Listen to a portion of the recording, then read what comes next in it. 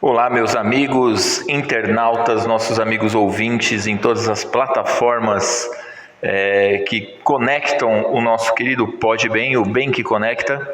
Aqui quem fala é Flávio Melo, hoje aqui encabeçando essa entrevista muito importante, não só para nós aqui do Pode Bem, mas para a nossa querida cidade de Siqueira Campos, ao nosso norte do Paraná, nosso Paraná e nosso Brasil. Quero mandar um abraço a todos os nossos amigos, nossos seguidores. Por favor, compartilhem, ativem o sininho, curtam, comente, mande para os amigos, para a família. É muito importante, quanto mais pessoas conectadas, mais rápida e chegará em mais casas e mais corações nas nossas entrevistas, que são sempre entrevistas muito importantes para nós seres humanos. E hoje não seria diferente.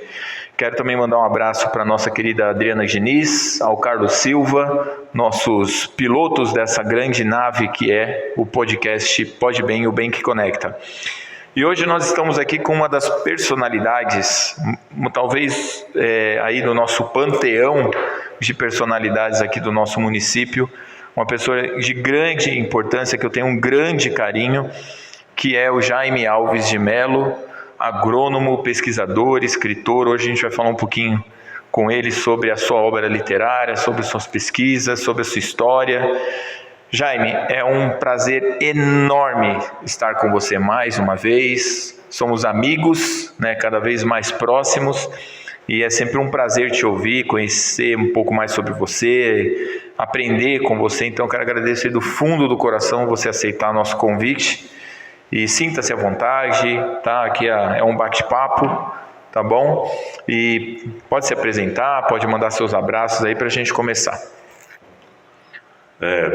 Primeiramente, agradeço a Deus até pela oportunidade que você me dá de poder falar do livro, enfim, dos livros, né? Que a gente já tem alguns editados, e outros ainda estão no forno ainda, como se diz no palavreado aí literário, e aquela velha história. Também estou bastante honrado pelo teu convite, porque, rapaz, sempre é bom a gente... Eu tenho ouvido de um amigo que ele fala como é bom os outros lembrar da gente. Que eu lembro de muitos amigos também, inclusive quem me falou isso pela primeira vez foi o Divino Roberto. Eu acho que ele já esteve aqui. Está na nossa lista. Pronto, então ele falou um dia lá numa reunião no Rotary, quando ele foi homenageado lá, ele falou como é bom ser lembrado pelos amigos, inclusive, né? E companheiros. Então, claro, a gente está realmente até lisonjeado por esse importante convite que você me fez para participar desse podcast Pode Bem, né? Importante, o nome é bastante sugestivo, bastante sugestivo até, então eu sinto deveras lisonjeado por estar aqui neste momento. E vocês estão percebendo que, além de ser agrônomo, pesquisador, escritor, ele tem uma voz, né, incrível. Ele faz parte aí de um grupo de cantores aí importante também, que, se Deus quiser, um dia eu consigo trazê-los para uma apresentação, né, no nosso trabalho aí na cultura. Jaime, Sim. Nós nos conhecemos aí há um longo tempo, vamos dizer assim. Sim. Né? Porque quando a gente se conecta com as pessoas de uma forma verdadeira, transcende, né, o tempo, o espaço. Sim, né, claro. De convívio. E eu sempre admirei muito o seu trabalho. Para quem não sabe, mas assim, meu primeiro grande contato com o Jaime, eu acredito, se eu estiver errado, você me corrige, foi quando eu soube que ele também era... Porque o Jaime também é vamos colocar aí, se me permite, me perdoe se eu falar alguma bobagem, mas eu também considero ele um biógrafo também, né? E ele tem um trabalho muito bacana de pesquisa, né, com cuidado, de memória, né, um memorialista, né, muito importante. E eu lembro que eu entrei em contato com ele quando nós estávamos começando a montar os trabalhos na Casa da Cultura, sobre o Palhaço Tampinha e tudo mais. Eu soube que ele tinha iniciado um trabalho até a pedido do próprio, né, Neuri Camargo da Silva, que é o Tampinha, o Palhaço Tampinha, né? E aí começa, se eu não estiver enganado, nossa empreitada aí, né, de amizade artística e também pessoal. E então ele também, né, ele fala, a matéria de capa de uma das edições do jornal é dele. Infelizmente quem tem, felizmente para quem tem, né, quem tem essas edições do Gralha não se desfaz, né, porque hoje já está se tornando raro achar, né, porque saem quantidades, né, de 1.750 exemplares, 1.000 exemplares, e as pessoas guardam, né, falam para mim que estão colecionando e tudo mais. Então quem quiser conhecer, tem na Biblioteca Municipal, tem na Casa da Cultura, né, e se der a sorte de encontrar alguém que tem aí, procure para ler, que é muito bacana. E assim, eu gostaria de começar te perguntando o seguinte, você nasceu onde? Você é siqueirense de nascença? Siqueirense de nascença. Que lugar aqui de Siqueira que você nasceu? No bairro do Boqueirão. Do Boqueirão. Lá perto da Lemoa. Caminho para Lemoa, né? Uhum. 22 quilômetros daqui, da sede do município. E estudou, fez seus estudos primários até todos? O segundo científico. Naquele tempo tinha esse. Até o segundo científico aqui em Siqueira Campos. Daí depois fomos fazer o terceirão em Curitiba, né? No Colégio Bardal. Daí fomos tentar o vestibular e graças a Deus... Mas aí você estudou em Curitiba? Pois é, daí a faculdade, né, de engenharia agronômica foi na Federal do Paraná, em Curitiba. Entendi. E quando você era criança ali no Boqueirão, né, você está entre um dos caminhos que eu acho mais bonito, né? Porque o caminho daqui para Lemoa é incrível, né? E como que foi sua infância ali? Porque você hoje você é um belíssimo escritor, né? Você tem uma escrita muito envolvente, né? Você tem um trabalho, uma preocupação com memória muito importante, né? Isso eu noto no dia a dia. A gente procura relembrar tudo. Mas como que ficou? E eu sei que você também é um amante de boa música, né? Mas assim, como que foi a sua infância ali, a sua adolescência? Quais eram as suas referências? Como que você olha hoje para trás, assim, você fala assim, putz, isso e isso fez a minha mentalidade intelectual. Você tem esse contato com a sua infância, com a sua juventude? Com certeza. A minha referência sempre foi meu pai e minha mãe, né? A minha referência, meu pai e minha irmã, minhas irmãs mais velhas, principalmente, né? Eu tenho uma irmã menor, mais nova, tal. Mas também assim os amigos de infância, né? A escola isolada, minha primeira professora, Dona Ruth, até um dos meus livros eu homenageio, né, Dona Ruth Paiva Ribeiro, né, já foi professora também de um monte de gente aí. Primeira professora, né, de escola isolada lá do bairro do Boqueirão. E daí, em 68, eu vim para a cidade, né, fazer o ginásio, 4 anos de ginásio, depois mais 2 anos de científico, conforme eu já te disse, e daí Curitiba para... Mas nesse período que você vinha para o centro, você vinha todo dia? Não, vocês mudaram para o... Não, nós mudamos para cá. Meu pai, aliás, eu vim na frente, né? Meu pai e a minha mãe ficaram lá no sítio, né? E daí em 71 que meu pai mudou definitivamente aqui para Siqueira Campos, porque minha irmã mais nova, ela também estava nas mesmas condições minhas antes, né? Porque ela teve que vir para cá para terminar o 4º ano primário. E daí, consequentemente, ginásio, enfim. E daí meu pai mudou para cá em 71. E nesse período, né, ali de formação ali, quais eram as suas referências artísticas, assim? O que vocês ouviam em casa? Tinha vitrola, tinha vinil, tinha livro? Mas o rádio, né? Naquele tempo era o rádio, né? Era a nossa televisão, entre aspas, né? Era a nossa. Até inclusive noticiário. Meu pai gostava de política ainda, né? Também, né? Acho que é por isso que a gente também tem uma veia, eu estou dizendo para você. Então daí a gente ficava, meu pai gostava de política, e depois tinha os programas lá no rádio, daquelas músicas, programa de música sertaneja. Alguns, na época era muito difícil, mas até horários de programação evangélica, né? Gospel.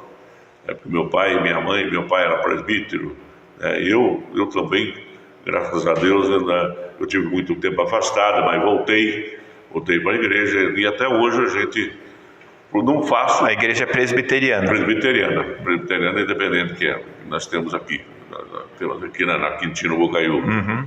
Cara de esquina ali, né? É estado do Rio, né? Sim. Então, eu e a Marta, inclusive, minha esposa, né? Nós frequentamos lá, somos membros da igreja e tal. Mas também a gente estava, porque na realidade a música secular, né? Música secular sempre teve, a gente teve admiração, principalmente, a gente se prima muito também nessa circunstância pela letra da música, né? Então, letras são poesias que tocam a gente, né? Então, então a gente acaba gostando, né? Acaba se entregando, se aprofundando, né? Entendeu? A esse tipo de tipo de literatura que não sim, deixa não, de ser, claro, o cancioneiro popular, uma música popular, música sertaneja, música popular. E eu também, né, à noite, às vezes eu ouvia muito no rádio, os programas das rádios de São Paulo, né? Programa de música popular da época, né? Inclusive música argentina. Então, era também o boleros, entendeu? E até hoje a gente também é degustador desse, estilo. Eu falo que eu tive uma infância abençoada por isso também, né? Justamente por causa dos pais e meus irmãos mais velhos que traziam essas coisas pra gente de casa. E aí quando você vem pra cá, né? Como que foi esse seu acesso, por exemplo, a paixão de escrever? Porque você é um cara apaixonado por escrever, que eu sei. Quando nasce isso? Rapaz, eu vou dizer uma coisa para você. Bom, primeiro quando chegamos aqui, né? Então é cinema, né? Cinema, eu sou cinéfilo, né? Podemos dizer assim, né? Que eu às vezes eu perco de fazer até uma coisa importante e tal para assistir um bom filme. Entendeu? E como a música também, com uma boa música, com um bom filme. E daí nós partimos também para, inclusive, o teatro, né? Uma das razões, né, de ser, depois me tornei amigo, ser fã do Tampinha, né? Você trabalhou com o Tampinha. Eu trabalhei com ele e tudo, né, e tal. E primeiramente eu era fã dele, né? Quando o pavilhão de teatro Irmão Silva veio para Siqueira Campos, a primeira vez que eles armaram, o dono do terreno era meu pai, entendeu? Que o meu pai já era conhecido, era amigo do Miguel Silva, o pai o genitor do Neuri. Do Neuri, tá certo? E inclusive ofereceu para vender o terreno para ele, tudo. Daí, não sei por que causa, ele deletou essa ideia. Então, mas a gente, daí a amizade continuou, entendeu? Várias vezes daí, nós tínhamos o nosso grupinho de teatro aqui em Siqueira, tá? Nós tínhamos um grupinho de teatro, então às vezes nós fazíamos algumas realizações aqui em Siqueira, em cidades circunvizinhas e tal. E fui aproveitado, inclusive, até uma vez fui convidado pelo próprio Miguel Silva pelo pai do Neuri, para a gente trabalhar no teatro. Eu atuei 2 ou 3 vezes, não só aqui em Siqueira, mas em Santo Antônio Platina, Joguindaur. Bom, enfim, então eu tive ligação com o teatro também, tá certo? E daí foi a gente... Mas no caso da literatura, é um assunto mais adiante, né? Eu já era formado e tal, mas sempre gostava muito de ler, porque eu fui um devorador de livros, né? Inclusive eu tenho em casa...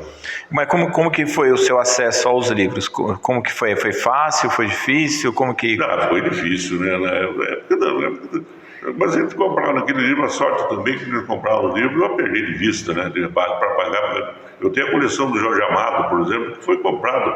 Deve ter uns 30... Aqueles de capa dura que vinha capa dura, na... capa dura. Eram lançamentos, né? Que a editora Record, se não me engano, que lançou esse livro. Inclusive tem livros lá que eu não li ainda, né? Mas os mais famosos dele a gente devorou 2 ou 3 vezes. Né? Bom, enfim, daí... Mas vocês tinham, os seus pais traziam o livro para casa? Não, na realidade, quando eu já ganhei já meus 18, 19 anos, a gente comprava e tal, logicamente com a ajuda dele, né?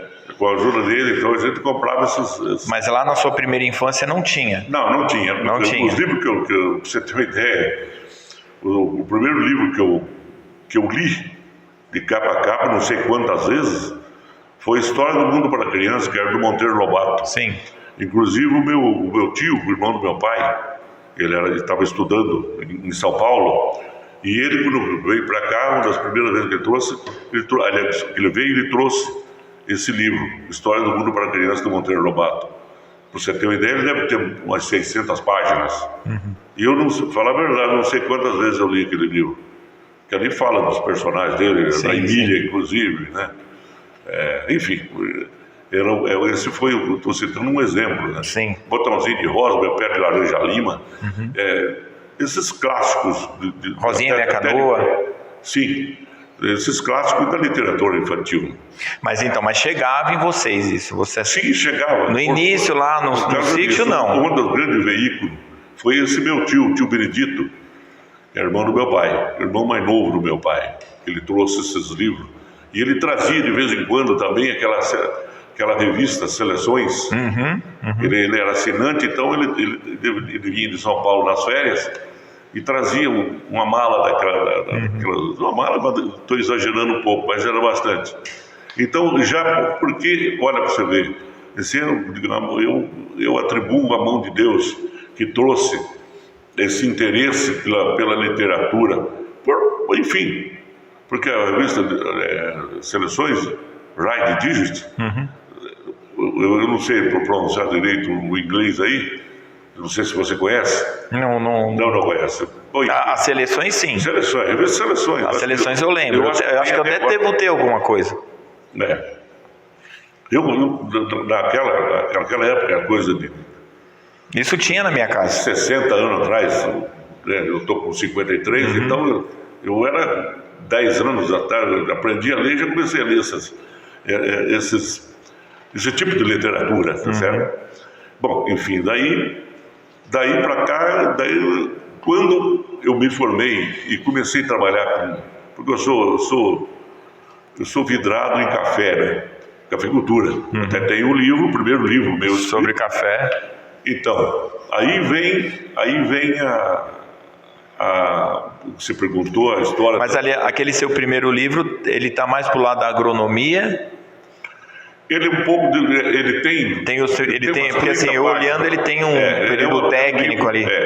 É um livro de 200 e poucas páginas, e ela tem umas 30 páginas mais ou menos, que é um histórico do café, inclusive da cafeicultura em Siqueira Campos. Da cafeicultura em Siqueira Campos. Porque Siqueira, para quem não sabe ainda, acho que você não deve saber também, a cafeicultura do norte do Paraná iniciou-se por Siqueira Campos. Sim, na história do museu eu exatamente. Então, lá tem os primeiros cafeicultores. O Benedito Antônio dos Santos. Sim. Que era tio-avô do meu pai. E eu sei por que eu sei. Porque meu pai contava as histórias do Dito do Santo, que era assim como chamavam, né? Assim como ele era conhecido. Tá certo?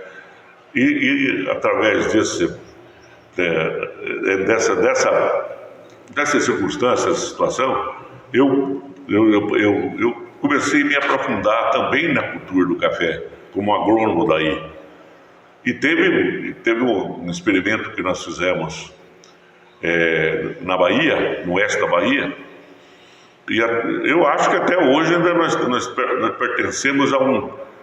eu já digo pertencendo porque eu trabalhava junto com o Tumuruceira, com o Dr. Tumuruceira, que era pesquisador do IAPAR, aí de Londrina. Então, esse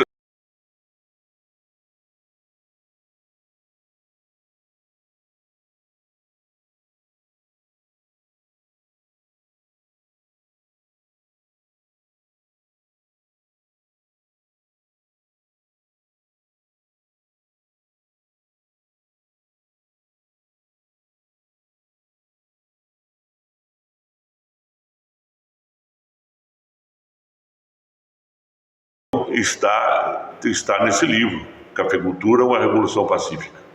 No primeiro que livro, é o primeiro livro. O primeiro livro. Que daí foi aí, Flávio, que eu tomei gosto pela... Quantos anos você tinha quando escreveu esse livro?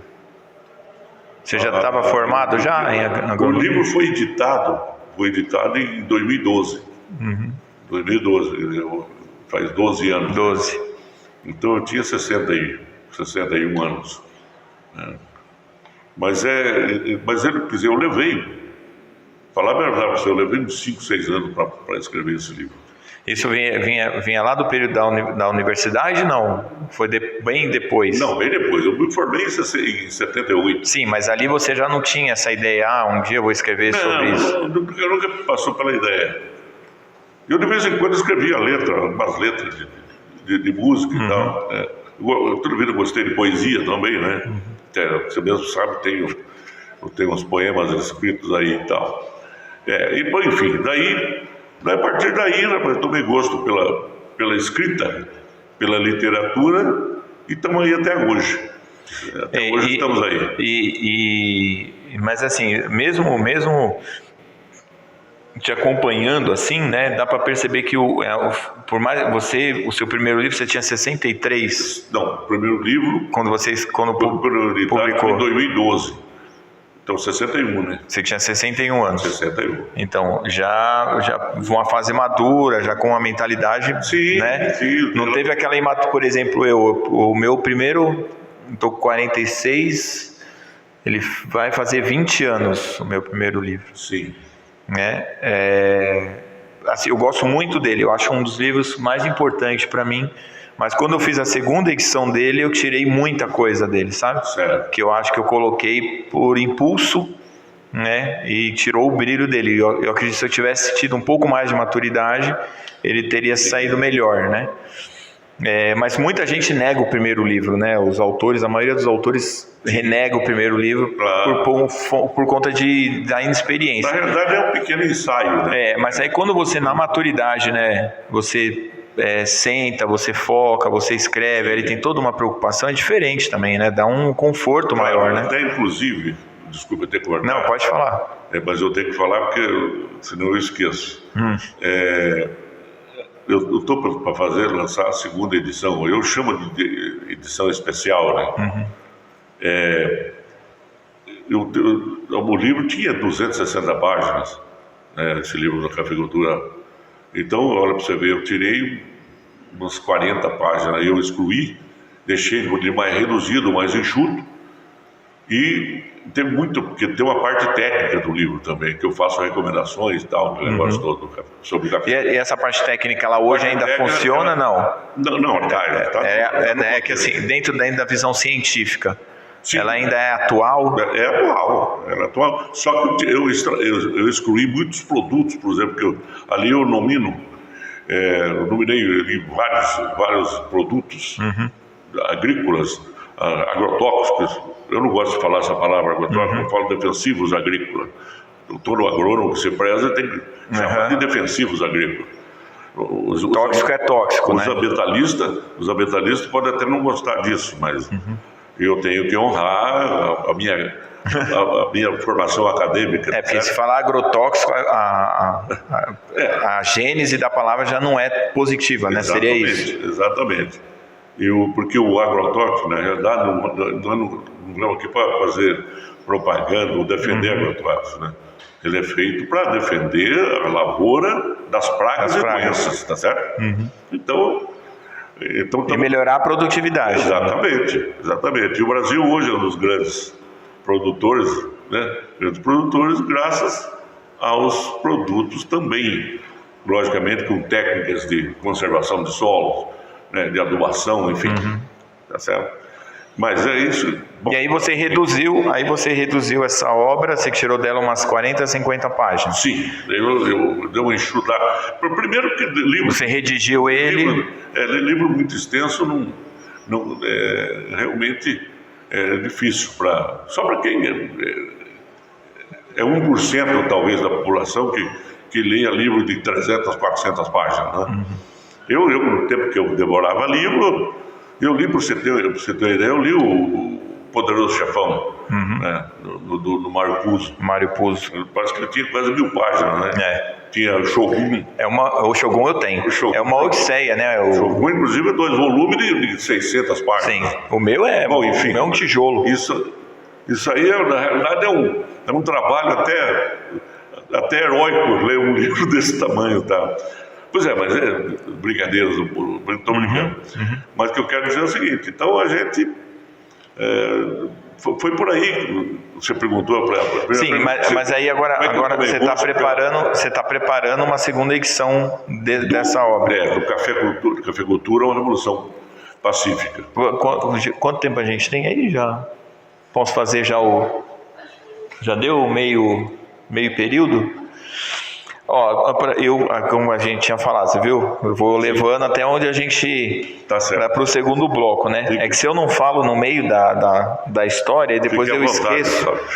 E esses caras aqui nos ajudam muito, né? Eles estão passando aí toda hora na nossa TV, mas é importante lembrar. Primeiramente, né? Eu gostaria de agradecer imensamente a nossa querida Cida Santucci, que nos cede aqui o espaço para o nosso estúdio, né? Aqui na Unopar Anhanguera. A Cida é uma parceira desde o início, assim, no meu trabalho, agora com a gente aqui no podcast, no trabalho da Adriana, do Carlos, né? Mas em especial comigo ela é muito, muito presente. Sim. A Grafmix, né, do Adriano Monteiro, que fez nossas artes aqui, o Luminoso, o Backdrop, o Eduardo Rover, hipnoterapeuta, tivemos a honra de recebê-lo aqui, assim como a Rosana Ramos, advogada, Nelson Rodrigues, você deve conhecer? Você conhece o Nelson Rodrigues? Meu sobrinho. Seu sobrinho, né? E o Nelson, a gente está dando uns desencontros, mas eu quero muito entrevistar o Nelson. Se não for eu, com certeza vai ser o Carlos, o Adriano, mas eu gostaria muito de entrevistar, porque eu acho ele de um conhecimento bíblico dele, eu acho espetacular, assim. Né, a forma como ele é muito bom. Né, o Nelson Rodrigues, advogado, mercado modelo do Fernando Ceni, né, o nosso querido apoiador aqui também, nos ajuda muito, muito, muito. Então, mercado modelo, um lugar bom para se comprar. A Ótica Bom Jesus, né, do nosso querido João Viola, que Deus o tenha. Deus o tenha. Hoje a família, né, segue aí essa história, né? Então, um abraço às filhas, à família do meu querido irmão João Viola, e a nossa querida Adriana Diniz, que é massoterapeuta, né, tá desenvolvendo aí mais uma das suas facetas, a mulher polvo. Essa aqui, bicho, logo logo vai para a lua, porque com certeza. Essa manja, viu? Tudo que ela se propõe a fazer, ela aí, ó, a gente falando dela, e tá lançando uns vídeos bonitos na internet do trabalho dela, é muito, muito legal. Então, a Ramos Pérez e Nicolau, advogados, né? Falei da doutora Rosana. Sim. Mas então, para a gente entrar aí nessa segunda parte, né? Eu sempre pergunto das referências, porque eu acho que eu tiro muito por mim, né? Se não fosse meu pai, por exemplo, ler literatura de cordel para nós pequenos, talvez eu não teria pego o gosto que eu tenho pela literatura, principalmente a literatura folclórica, nordestina, né? que a família do meu pai vem de Pernambuco. Certo. E a da minha mãe vem da Letônia, né, no período da Segunda Guerra Mundial. E então eu lembro do meu pai, quando acabava a energia, né, sentava com a gente em volta da mesa, acendia a vela e lia pra gente cordel, ou ele declamava alguma coisa. Certo. Então as referências, né, elas são muito marcantes, né? Com certeza. E então assim, eu posso dizer que eu fui um cara muito agraciado, né, por um pai que gostava muito de ler, gosta muito de ler, né? Boa parte da minha biblioteca é da casa dele, que eu antes de vir embora eu peguei tudo e trouxe, né? Então eu acho que é por isso que eu estava tentando voltar um pouco assim para saber das influências, né? Então você vê, né, você falou aí, você citou Jorge Amado, né? Citou autores internacionais. Você tem tal. um exemplo. Mas eu era veríssimo. Sim. Os grandes best-sellers brasileiros. Os cânone, né? E até os internacionais também, né? Então, por exemplo, você já cita agora Érico Veríssimo, né? Que são narrativas longas, né? Sim. Que tem, aí entra onde eu queria chegar em você. Trilogia, né? Inclusive. Quando eu falo que eu gosto, eu acho muito legal no seu trabalho também a questão do memorialismo, né? Sim. A questão biográfica, a preocupação que você tem com o tempo. Por falar nisso. E você cita Érico Veríssimo, você cita o Jorge Amado, que são autores que narram a história do Nordeste, um narra a história do Rio Grande do Sul, Sim, né? sim. Através da sua obra. Então tem muito ali também dessa questão do romance de memória, Sim, né? Claro. Mas por falar em Nordeste, eu lembrei agora, eu estou com a memória de vez em quando, falha um pouco, mas eu lembrei agora. Você já viu falar em Antônio Silvino? Antônio Silvino? Olha, Sabe quem ele é? por nome assim... Ele é um dos primeiros cangaceiros. Agora, não me pergunte em que estado que ele é. Uhum. Eu acho que é de Pernambuco também. Uhum. Mas ele pode ser de Alagoas, Rio Grande do Norte, Paraíba, sei lá. Antônio Silvino foi um dos primeiros. Eu não vou dizer que é o primeiro, mas é um dos primeiros cangaceiros que ele existiu. É pré-Lampião. Bem antes do Lampião. Não é estranho o nome. Não é estranho o nome. Quem comprou essa literatura de cordel, naqueles livretos? Uhum. Quem comprou isso aí foi o meu tio. O seu tio. O tio Benedito. Ele trouxe para nós. O meu pai gostava muito desse tipo de literatura. Uhum. Entendeu? Agora você falou. Até Bocage. Nossa, Bocage é sensacional. Até Bocage. Maria Manuel do Bocage. Maria. É isso, né? Maria. 4 nomes. Maria Manuel do Bocage, se eu não estiver enganado. Manuel Maria do Bocage. Manuel Maria do Bocage. Maria do Bocage. Ele tem mais um. Esse teve uma vida sofrida, viu? Esse. Ele na realidade, ele tem uma história pesada. Né? Ele era irreverente. E pegava no pé pegar no pé, na realidade ele era uma época da poesia satírica, né? A sociedade da época, né? Diz a lenda, né? Eu sempre falo disso e falo que vou pesquisar e me dá preguiça e eu acabo deixando. Mas tem uma história na família do lado do meu pai, que são lá de Pernambuco, salvo engano, Arco Verde, que ou o meu antepassado era do bando do próprio Lampião, ou ele estava junto com a volante, né, com os macacos que mataram